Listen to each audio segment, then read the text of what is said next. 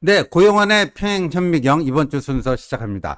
이번 주에도 뭐 북한 관련 여러 가지 사건들이 많았습니다. 먼저 시간 순서로 한번 예. 쭉 그렇게 거슬러 올라가 보면 좋을 것 같은데, 김여정이 또 두 번에 걸쳐서 담화를 냈습니다. 14일에 한 번 냈고요. 예. 17일에 한 번 냈는데, 이 조선중앙통신을 통해서 담화 형식으로 냈습니다. 어떤 내용이고 그것이 갖는 의미가 무엇인지 예. 원장님께서 좀 짚어주시죠. 그러니까 아주 남북 간에 굉장히 바쁜 한 주가 지나가고 있는데 7월 14일 날, 그러니까 7월 전번에 와서 방송했을 때는 7월 10일, 7월 10일 연이어 두 번 담화를 냈고 김여정이 그때 뭐 대한민국이라는 표현을 썼다. 대한민국이라는 뭐. 표현을 썼고 그다음에 14일 날 담화했고 17일 날 담화했는데 담화부터 제가 조금 약간 분석을 하면 김여정이 7월 14일 담화는 뭐냐면 그 탄도미사일 쏜 다음에 나온 담화입니다. 그렇죠. 7월 12일 날 화성 18형을 쐈으니까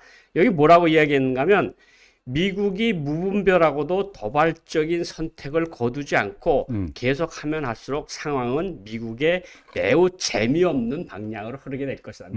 소설 같아요. 그리고 미국이 의리를 건드린 대가는 결코 가볍지 않을 것이며 나는 매우 상스럽지 않은 일들이 미국을 기다리고 있다는 것을 숨기지 않는다. 무슨 말을 뱅뱅뱅뱅 꼬아서 이야기를 했는데 어쨌든 이 이야기는 뭐냐면 한국이 한미일 관계를 강화하고 한미 관계를 강화하고 전략 자산을 전개하고 워싱턴 선언으로 해서 이 모든 것들이 북한에게 압박으로 작용하니까 네. 그에 대한 반발이 김여정이가 이제 7월 14일 담화에서 나왔다고 볼 수 있고요.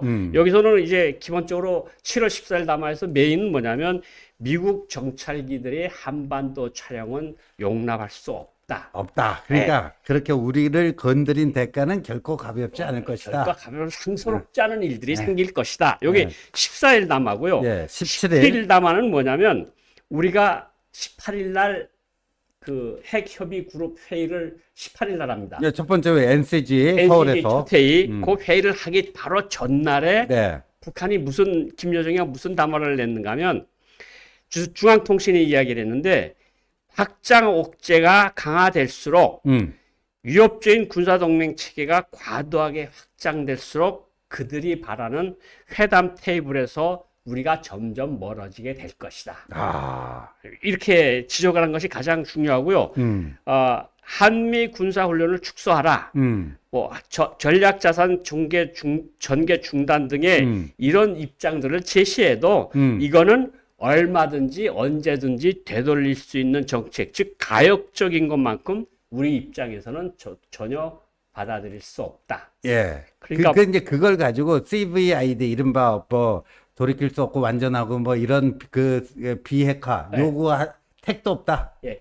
그 CVID에 대한 북한의 입장을 처음으로 정리돼서 발표했는데 아주 정성이 대단해요. 그거를 우리가 절대로 너네 전략 자산 안 들어오고 훈련을 중단한다고 미군은 철수한다 그래도 20몇 시간이면 또 들어올 거 아니야. 그러니까 그런 거 가지고 우리한테 완전하고 검증 가능하며 비가역적인 CVID 비핵화 요구하지 마라. 그러니까 여기에 CVIG로 바꿔서 대응을 했어요. 그러니까 이런 가역적인 것들로 우리를 감히 회담탁에 마주 앉히려 들지 말라. 네. 우리는 절대로 그런 데 속아 넘어가지 않는다.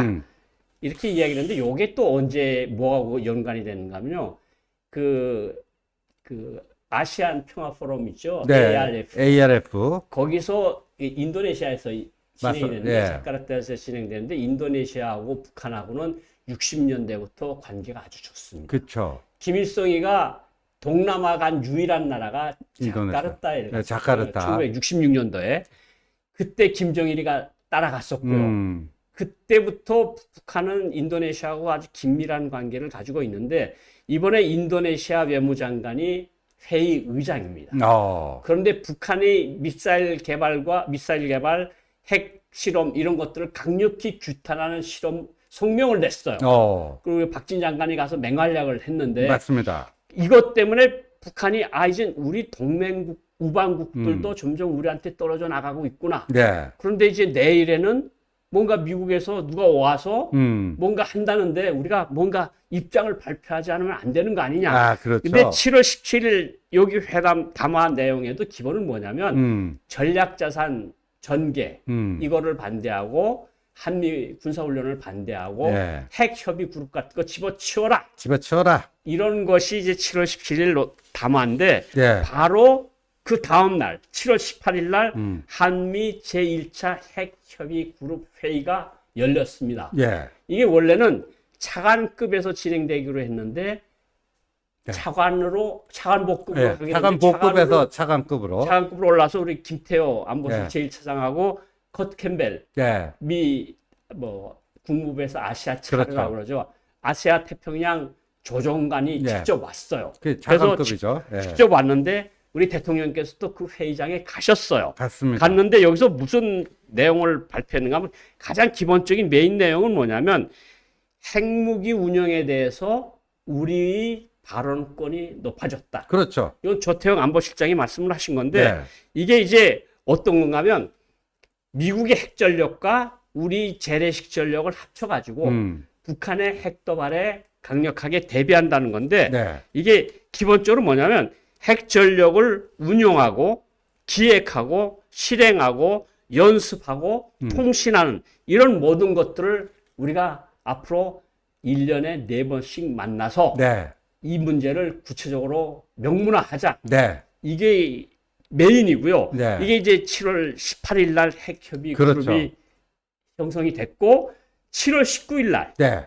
드디어 윤석열 대통령이 미국 사람이 아닌 미국 대통령이 아닌 우방국 대통령으로는 처음으로 켄터키함, 예, 오하이오급. 오하이오급 미 전략 핵 잠수함 켄터키함에 승함을 합니다. 승함을 하죠. 승함을 해서 저게 잠만경인데 네. 저게 16km까지 볼 수가 있대요. 아, 전방 16km. 16km를 네. 바다 위에서 볼 수 있는데 맨눈으로. 네.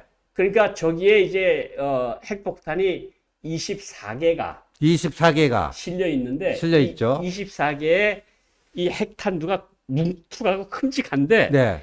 여기에 비밀입니다만은 7발 내지 10발의 각기 핵탄두가 들어가요. 아. 그러니까 이게 쭉 잠수함에서 올라와서 팍 터져가지고 올라와서 어느 상공에 도달하면 네. 적진 상공에 네. 그게 터지면서 각기 정해진 목표지에 7군데로 내지 10개의 네. 핵탄두가 날아가는 거예요. 네, 분산돼서 분단돼서 타깃을 향해서 평양, 날아간다. 신의주, 그렇죠. 함흥, 김책, 청진 이런 데로 다 날아간다는 거예요. 그러니까 저게 SLBM 아닙니까? 그렇죠. 그러니까 잠수함에서 수중에서 쏘아 올리는 건데 네. 사거리가 최장 12,000km까지도 나오고. 그렇죠.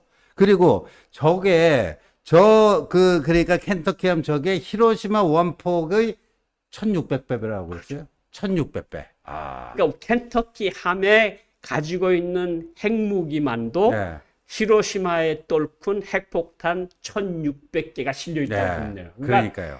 저 켄터키 함 하나 가지고 사실 북한이 핵도발을 하면 네. 북한을 지도상에서 없애버릴 수가 있어요. 그 정권 종말. 이게 윤 대통령이 또 직접 그런 얘기를 했죠. 네. 그 조건이 있습니다. 북한이 핵을- 핵도발을 하고 그렇죠. 핵을 사용하거나 그럴 경우에 네. 북한은 지구상에서 사라질 것이다. 음. 이런 이야기를 했는데 이제까지 프랑스건 뭐 영국이건 독일이건 그 어느 나라 우방국 미국의 우방국 대통령도 전략 핵 잠수함에 들어가 본 적이 없습니다. 없습니다. 없어요. 그리고 네. 이 핵 잠수함이 40여 년 만에 한반도에 왔고 우리 기항을 했고 윤 대통령께서 올라가서 강력한 메시지를 냈는데 저게 이제 미국이 ICBM 지상대 발사 네. ICBM이 있고 B-52가 있고 네.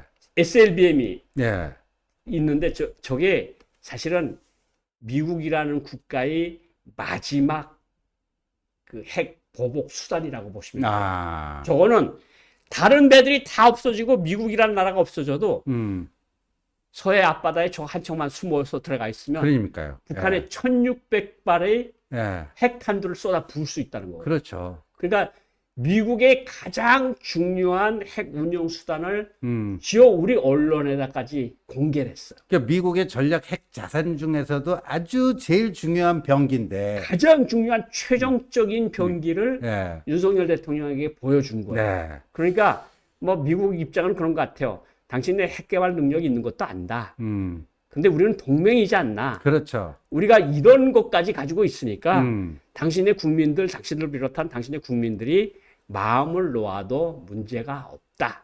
이런 것들을 보여주자는 입장에서 이제 7월 19일 날 이 승함을 해서 네. 저걸 보여줬는데 북한이 또 발끈했어요. 발끈 어떻게 발끈했죠? 발끈해서 강승남이라는 국방상이 네. 재미없게 굴지 말라. 우리가 핵 법제화를 지난해 우리가 9월 달에 만들었는데 미국 핵 전략 잠수함의 한반도 기항은 네. 우리가 핵폭탄을 쓸 수 있는 근거를 만들어 준다. 아, 만들어 준다. 네. 그러니까 우리가 당신네의 그 핵 잠수함을 얼마든지 우리가 부셔버릴 수 있다. 네. 그렇게 하고 이게 이제 북한이 어떤 그 김정은의 이야기가 더 중요한데 핵무력 법제화보다는 한두 달 앞서서 김정은이가 이런 얘기를 했어요. 우리 혁명의 근본 이익을 훼손하는 경우 가차없이 핵무기를 사용할 것이다. 맞아요. 근데 혁명의 근본 이익에서 가장 중요한 게 뭐냐면 김정은 지도부예요. 그렇죠. 김정은의 신변을 위협하거나 네. 뭔가 지도를 하는 경우에는 우리는 핵무기를 워싱턴이나 뉴욕이나 서울에 쏠 수 있다. 네.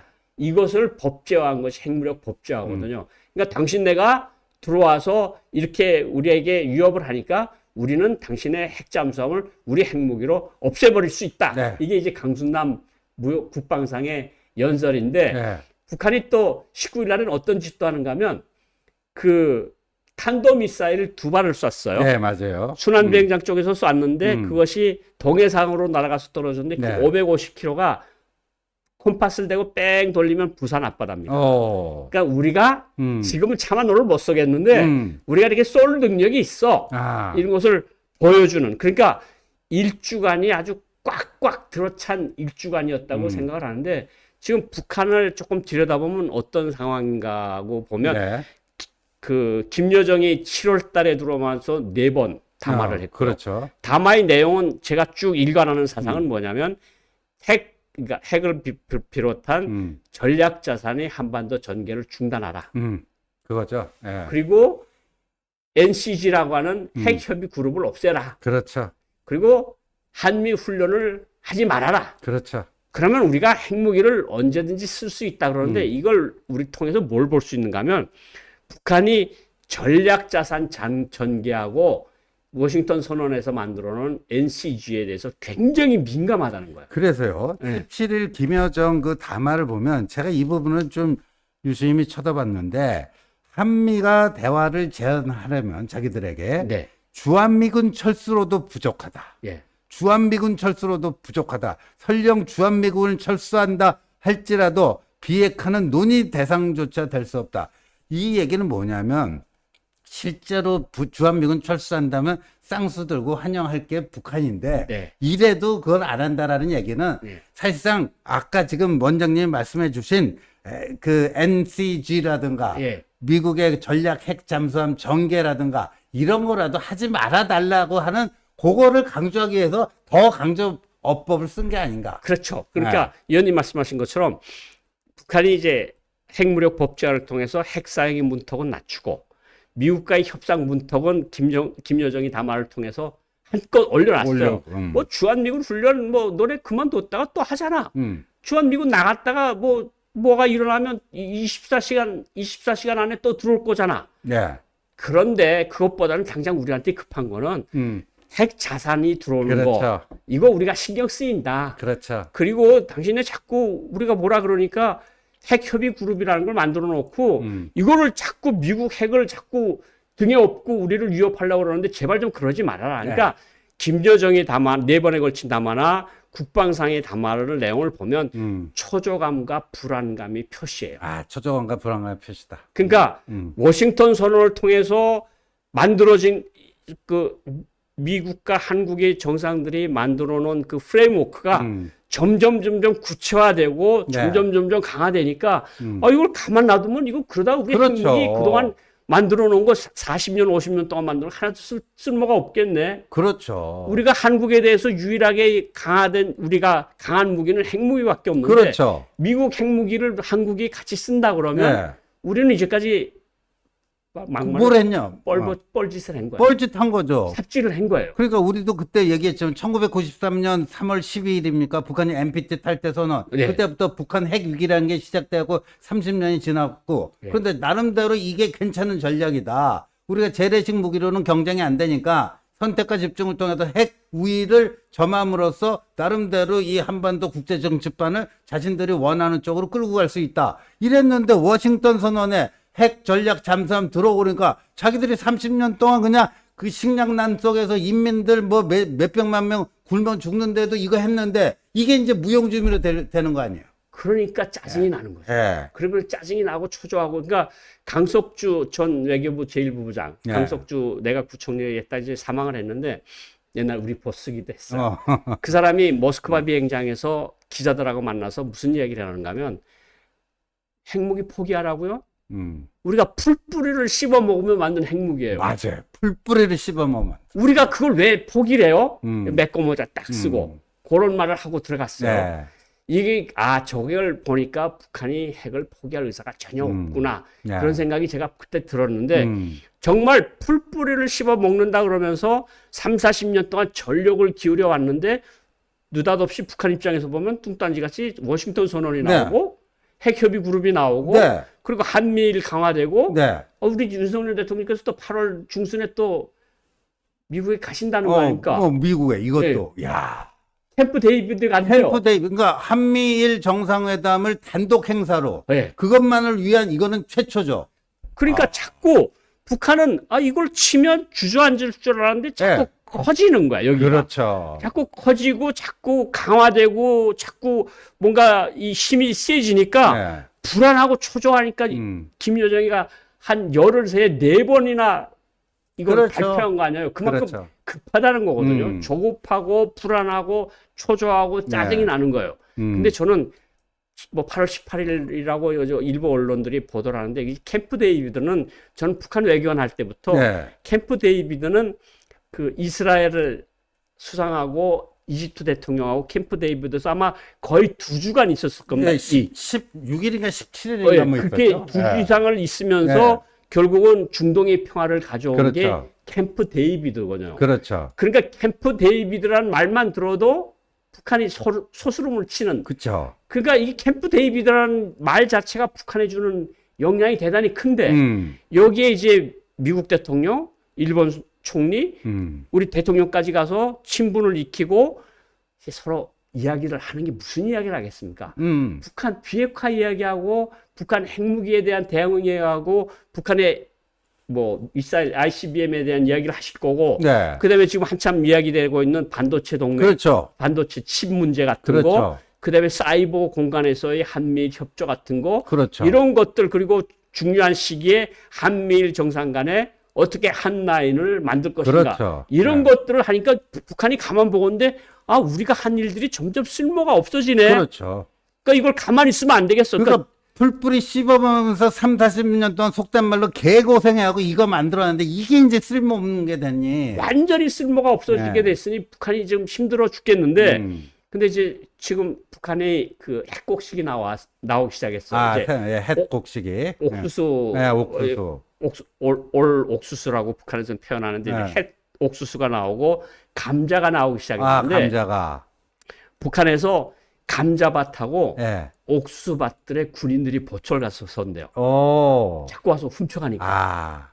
그러니까 배고프니까 눈에 보이는 게 없는 거예요. 그리고 막 거의 들어온 소식들에 의하면 그 장사꾼들이 핵곡식을 미리 확보하려고 웃돈을 주고 농민들한테서 사가는 거야. 그러니까 이게 군대에 가고 당에 가고 내각에 가고 보위성에 갈 핵곡식들이 네. 지금 중간에서 빼돌려주고 있으니까 북한이 지금 굉장히 화를 많이 내고 있는 그런 상황이고 북한에서 지금 그 코로나 방역이 아직 안 풀렸습니다. 그리고 저기 그 북중 국경 신의주하고 그 단동 예. 그 사람 그 인적 그게 아직 안 열리고 있다고 그렇죠. 하더라고요. 6월 14일 날 연다 그래서 네. 위안화 값이 올라가고 달러 값이 올라가서 사람들이 기대했는데 네. 안 열렸어요. 그 안 열린 그 코로나는 이미 다 끝났다고 보는데 예. 그 중국도 다 개방했잖아요. 예. 근데 북쪽에서 그 안 여는 이유가 뭘까요? 지금 7월 중순이잖아요. 예.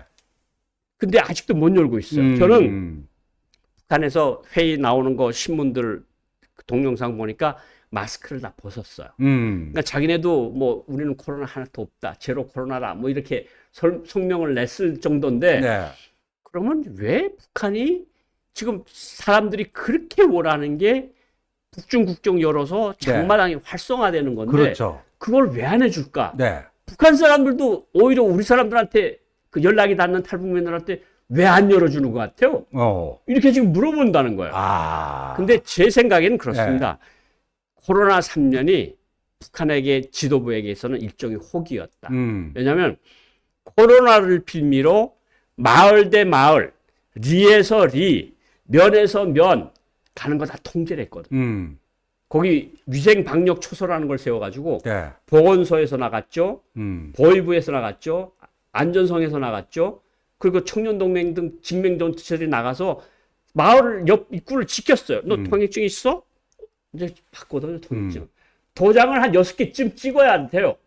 국가보위성 도장 찍어야지, 사회안전성 도장 찍어야지, 청년동맹 사진 찍어야지, 보건성 도장 찍어야지, 네. 다른 곳으로 이동을 할 수 있는데, 결국은 북한이 코로나를 빌미로 주민 통제에 성공을 했었다. 했다.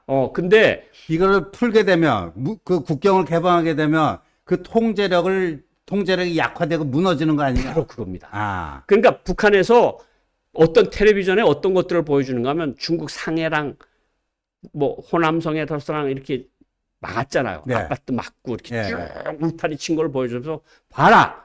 중국도 코로나가 때문에 아파트에서 못 나오게 막는다. 그 우리는 그래도 마을 막는 건 그래도 대단한 거 아니냐. 이러면서 사람들 납득시킨 거, 중국에서도 저렇게 막네. 그러니까 이해한 측면이 있어요. 근데 중국에서 지금 코로나 풀어놨죠. 예. 지금 북한에서도 마스크 다 벗었죠. 예. 왜 안 푸는 거야 도대체 우리는? 그 원장님, 제가 며칠 전에 일본 그 아사히 신문에서 이거 관련된 재밌는 기사, 현장 르포 취재 기사를 봤는데, 이게 북한이 2년 전인가 그 북중 국경을 닫잖아요. 네. 근데 그 북중 국경을 닫는 그 시점에 중국에 있던 북한인들이 못 들어갔잖아요. 못 들어갔습니다. 못 들어가고 아직도 그냥 예. 자기들은 잠시 뭐 그 단둥에 물건 사러 왔다가 그때 전격적으로 닫아보니까 못 들어간 거예요. 거기서 그냥 계속 2년 이상 저러고 있는데, 이 사람들은 목매달고 빨리 열어가지고 나 고향으로 돌아가고 싶다. 그런데 왜 북한이 코로나 이제 끝났다고 하는데 마스크도 벗었는데 왜 이거를 안 여는가? 여러 가지 분석이 나오는데, 지난번에도 우리가 얘기하지 않았습니까? 이 김정은 그 조영원 뭐 해갖고 이 장마당을 다 없애고 다시 배급 경제로 돌리고 막 이렇게 하는데, 그게 그 북중 국경이 열려갖고 인적 왕래가 심해지면 다시 장마당이 막 살아나고 이럴 수밖에 없기 때문에, 코로나 때문에 이거를 국경을 못 여는 게 아니라 그런 것 때문에 못 여는 거 아닌가, 이런 분석이 나와 있더라고요. 저도요. 예. 100% 동감하는 게 코로나 때를 핑계로 꽉 눌러놨던 북한 네. 주민들이 지금 풀리면 우리도 중국도 좀 가고 왔다 갔다 미수도 좀 하고 장마당도 좀 하고, 그렇죠. 그러니까 북한 당국에서 가만 보니까 이게 심상치가 않은 거예요. 주민들이 민심이. 그러니까 요거를 딱 제껴버리면 코로나 통제를 이게 확 불어날까 봐 걱정을 하는 거거든. 그러니까 사람들이 탈북도 늘어날 수 있고 장마당이 더 활성화될 수 있고 미수도 늘어나고 이러면서 이게 뭔가 소요가 일어나지 않을까? 이걸 걱정을 하는 거야. 그러니까 지금 이제 의원님께서 말씀하신 것처럼 해외 러시아나 중국에 나와 있던 근로자들이 못 들어가고 있고, 북한에서 그들을 교대에서 나갈 사람들 못 나가고 있는 거 아닙니까? 이걸 지금 들여보내려고 하고, 그러니까 이 탈북민 수가 늘어나는 거야. 그렇죠. 그러니까 러시아 뭐 신문에서 다 나왔지만 블라디보스톡. 블라디보스톡 그 외교관 부인. 부인하고 아들하고. 아들하고 그 그 울라디보스토크에서 떠나서 예. 크라스노야르스크라는 도시까지 갔는데 갔는데 북한이 욕을 해가지고 저렇게 맞아 범죄자 잡듯이 저게 수배 전단이죠? 수배 전단. 예. 러시아 내무부가 발표한 수배 전단인데 네. 크라스노야르스크 비행장에서 비행기를 타서 비행기 바퀴가 움직이기 시작했는데 네. 2명이 탔다는 걸 알고 러시아 내무부가 비행기를 회항을 시켜서 회항을 내려라. 아. 그래서 내려가지고 수갑을 채워서 블라디보스토크 총영사관에다 넘긴 상황입니다. 북한 총영사관에 다시 다시 넘겼습니까? 잡혔습니다. 야. 그리고 블라디보스토크에서 미국의 한 방송이 이야기한 거니까 제가 이야기할게요. 네. 저 조금 알고 있었던 문제인데 음. 총참모부 대좌 네. 여기로 말하면 준장급 되는 네, 사람이 준장급. 탈출하다가 잡혔어요. 오. 그리고 완스타가. 블라디보스토크에 나가 있는 국가보위부 파견 요원이 음. 블라디보스토크에서 너무 탈출자가 늘어나니까 음. 이걸 왜 막지 못했느냐? 음. 책임 추궁이 들어오니까 이 사람도 탈출을 하다 이 사람도 잡혔어요. 그러니까 지금 블라디보스토크가 난리가 난 거예요.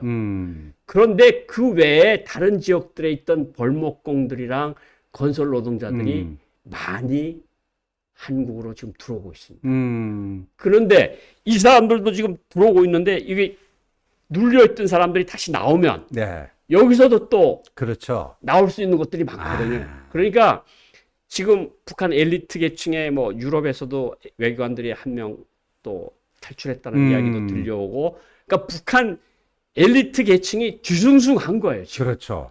그러니까 이 상황이 지금 어떻게 굴러가고 있는 그러니까 거야? 북한 내에서 하층 쪽 사람들이 뭐 먹고 살기 힘들어서 탈북하는 거는 이해할 수 있는데, 그래도 이게 엘리트층은 북한 내에서 가장 그래도 그 혜택을 받는 사람인데 이쪽이 흔들린다는 거는 굉장히 네? 그렇죠. 그러니까 엘리트 계층이 북한 주민들을 통치한다고 봐도 과언이 아닙니다. 네. 근데 이 사람들 자체가 흔들린다는 건 그렇죠. 북한 체제가 흔들린다는 거예요. 그러니까 북한이 김정은이가 지금 속상해하는 게 뭐 하나 있는가 하면 무역을 못 하니까 네. 김정은한테 들어오는 비자금 수가 작아지니까 간부들을 그동안은 어떻게 올렸는가 하면 텔레비도 주고 신형 핸드폰도 나오면 주고 워크맨도 주고 평면 TV도 주고 이러면서 달려왔는데 그걸 줄 수가 없는 거야. 지금. 그렇죠. 그러니까 그냥 식료품 한 박스만 주는 정도로 지금 당정군 엘리트들을 누르고 있는 거거든. 자, 조금만 참아라. 예. 우리 조금만 참으면 힘든 거 풀린다. 그런데 힘든 게 점점 더 힘들어지고 이게 북한이 자꾸 자력갱생 강고분투 정신으로 정면 돌파전을 한다 그러니까 앞날이 안 보이는 거야. 그러니까 차라리 우리는 그렇다 치고 우리 아이들만이라도 좀 더 나은 세상에서 공부를 시키고 싶다. 나는 들어가서 다시 못 나오는 그런 형편에 처하고 싶지 않다. 그러니까 이제 탈출을 하는 건데, 그러니까 북한 사람들 자체가 핸드폰을 통해서 중국 핸드폰을 통해서 있다고 보는 걸 도대체 국경을 언제 연대요? 우리 탈북민들한테 물어본다는 거야. 그 당신네가 더 잘, 당신네는 그래도 한국이랑 다 이게 세계 소식을 알지 않, 우리는 왜 안 여는지 모르겠어. 그러니까 다시 열지 않는다고 통보를 하니까 위안화 값이, 달러 값이 조금 내려가고 있어. 이게 달러를 가지고 있으면 뭐랍니까? 써야 달러 값이 올라가는데 이게 코로나가 한참 심할 때 반값으로 떨어졌어요. 1불에 8,000원 정도 올라갔다는데 이게 4,600원까지 떨어졌다는데 다시 6월달쯤에 5월달 6월달쯤에 저어서 다시 8,300원으로 올라갔댔거든요. 요게 다시 한 7,500원대로 내려가고 있대요. 그러니까 북한 사람들 자체도 귀신 같아서 돈이 원래 냄새를 맡는다 그러잖아요.